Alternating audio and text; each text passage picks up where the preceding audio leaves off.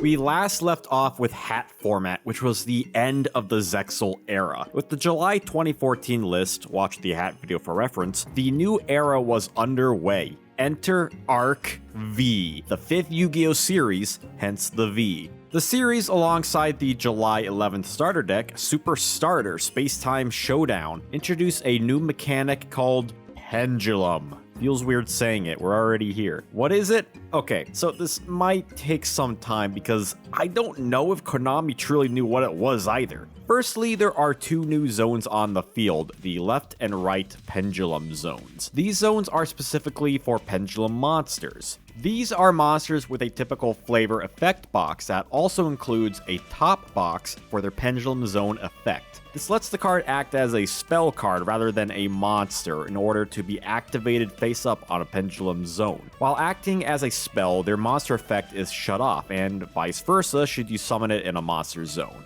In addition, these cards have pendulum scales on the left and right sides, numbers that determine the levels of monsters that can be pendulum summoned. As of 2025, no pendulum monsters with different left and right scales exist. When two cards in the pendulum zones meet this criteria, a pendulum summon may begin. Once per turn, you can summon as many monsters from your hand or face up pendulum monsters on your extra deck to your field, but only if the monster's individual levels are between the two scales and not the same value. For example, when two scales are 1 and 8, you can summon monsters who are levels 2 through 7. This can't be negated by summon negation like Solemn Warning, and when pendulum monsters are destroyed, whether as a monster or spell, they go on top of the extra deck face up instead of the graveyard. But if they're used for cost or sent elsewhere like with Macrocosmos or a summon negation, the pendulum card will get sent to the grave. Any questions? Why pendulums? Since time immemorial, Yu-Gi-Oh has been in favor of expanding the quality of monsters you can summon, from tributing to fusion to synchro to Xyz. So instead of going upwards and converting monsters into something bigger, Konami decided to go lateral in quantity. They wanted something more unique and fresh to give you a new, limited summoning mechanic. After all, Soul Charge kinda broke special summoning. Theoretically, this gives you another tool in addition to normal and special summons, and a way to extend plays in general. It also combines card types to allow for more complex card design than ever before, and the use of specified pendulum monsters and a limited pendulum summon creates the mechanic's balancing. It's not an extra deck mechanic, it's something radically different, and I think that's what confuses players.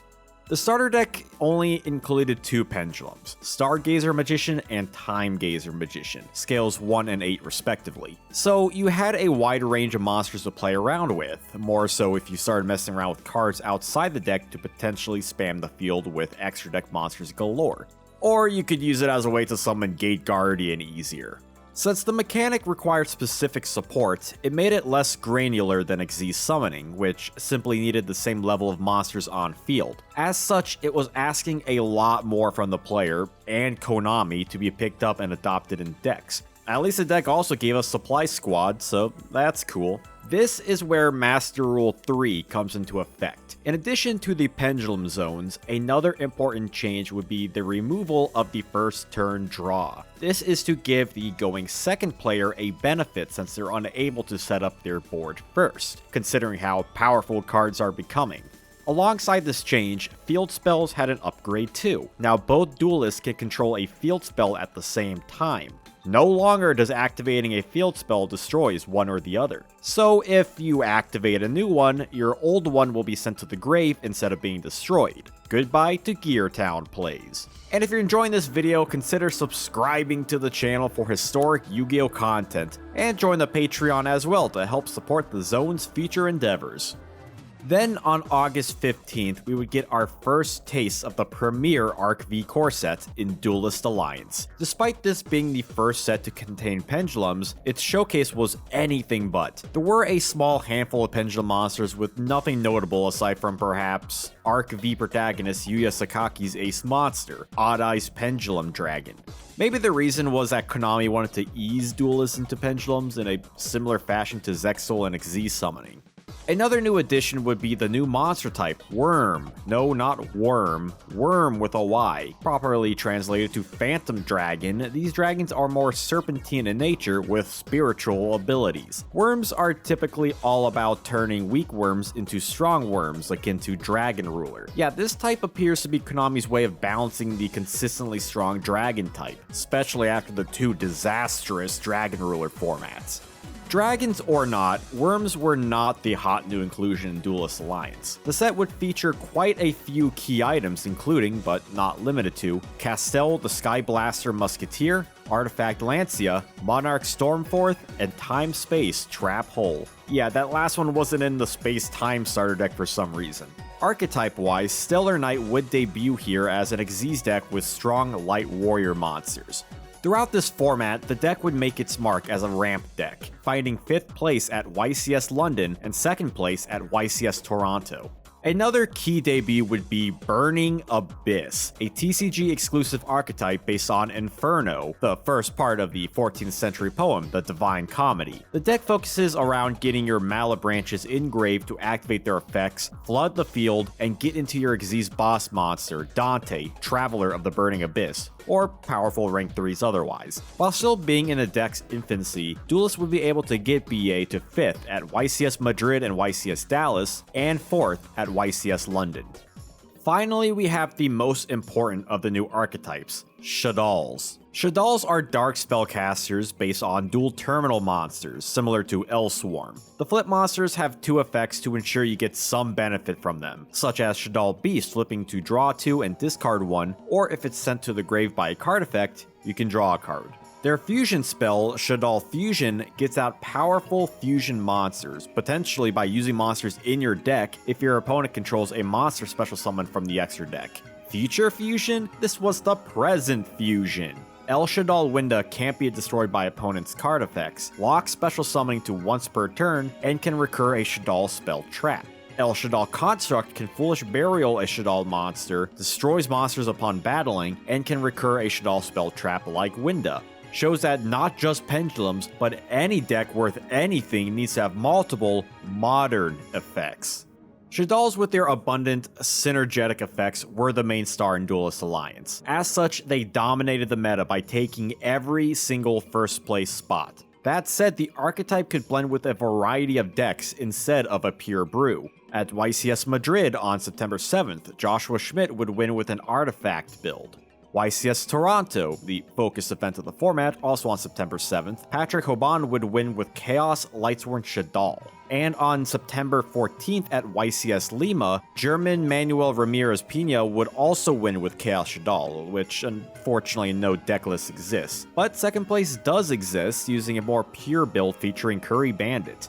While the format extends to right before the next set in November, the October 2014 list would drop with a few notable changes.